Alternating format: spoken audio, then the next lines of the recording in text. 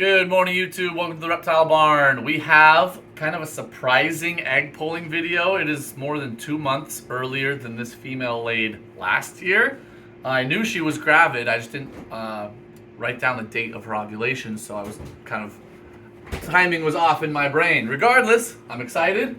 This is a banana cinnamon female. She was bred by a puzzle male.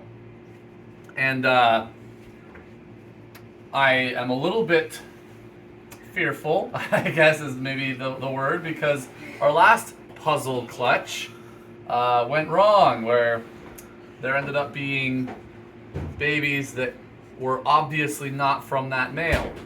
Now, this female did not see any other males.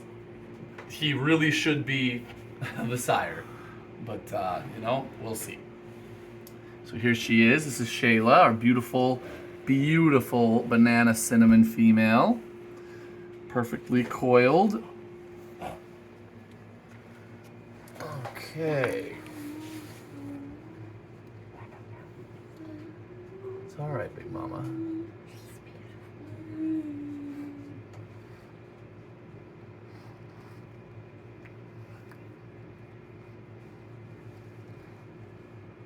Those eggs look good. Eggs look great.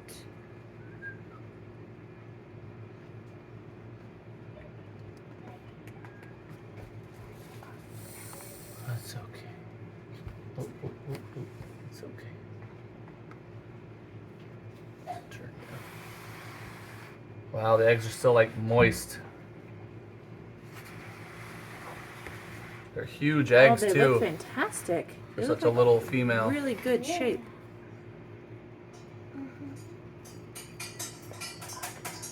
So for anyone who hasn't seen this done before, we are pulling the eggs to put them in our own incubator for 2 reasons. Conditions in her tub are not like they would be outdoors in the wild. They have a harder time keeping them just safe, I guess, throughout incubation.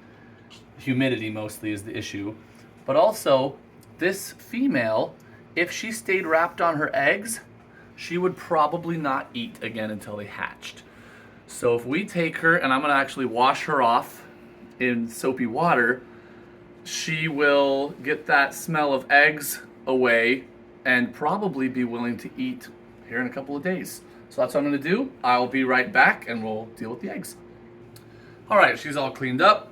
And you know, some of the time when they lay their eggs, they just look emaciated. You can see her skin is bagging there.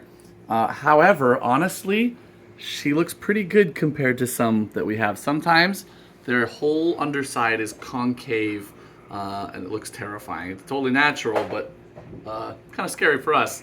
But she looks great. I'm betting she will take a nice juicy rat here in like 2 days and be back to normal and her plump self in no time. So we've got a clean tub here with clean Reptichip, clean water bowl. We don't want anything to smell like eggs, or she might go into kind of incubation mode, which we don't want. The whole point of taking the eggs is for the mom to get her food cycle going again. All right, there she goes. And now we will deal with the eggs.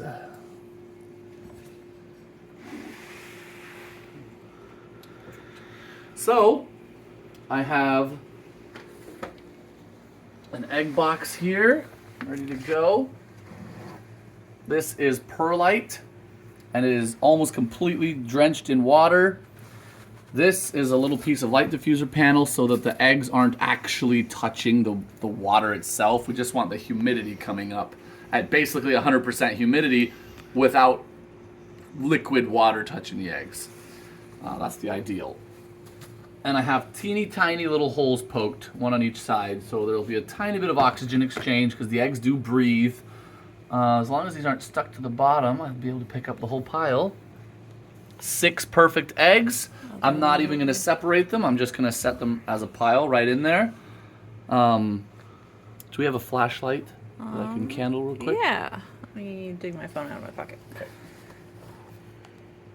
Look at them though. They're big and healthy. They're really large looking. eggs for that female. So the babies should be nice and big and chubby. Oh, perfect veins. Perfect veins. Is the camera being able to see that? I think so. Perfect veins.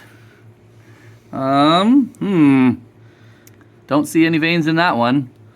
Perfect veins. Oh, back it up. I don't know if the camera's seeing that or not. It's not on the first couple. It's And then having a there's hard time veins with these. there. So this egg here, let's take a look and maybe we just missed them. Maybe they're like kind of glommed into where, I don't know. That might be a dud.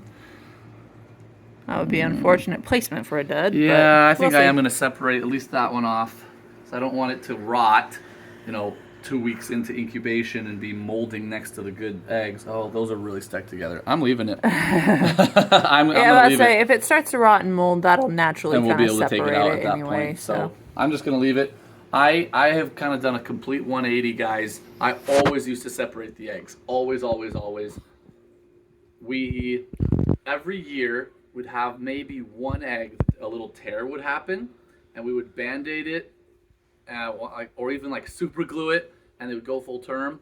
This last year, we had, I think 2 different eggs died from a tear. And I had already been kind of moving towards just leaving the pile together anyways, and that really just jolted me towards that. Again, not saying other people shouldn't separate them, but for me, I have seen no ill effects from just leaving them how nature intended. We will put press and seal over the top so that really the only air exchange is these 4 tiny holes. And here in about 55 days, you should see an update video on the little babies hatching. So thank you guys so much for watching. Until next time, we're the Reptile Barn.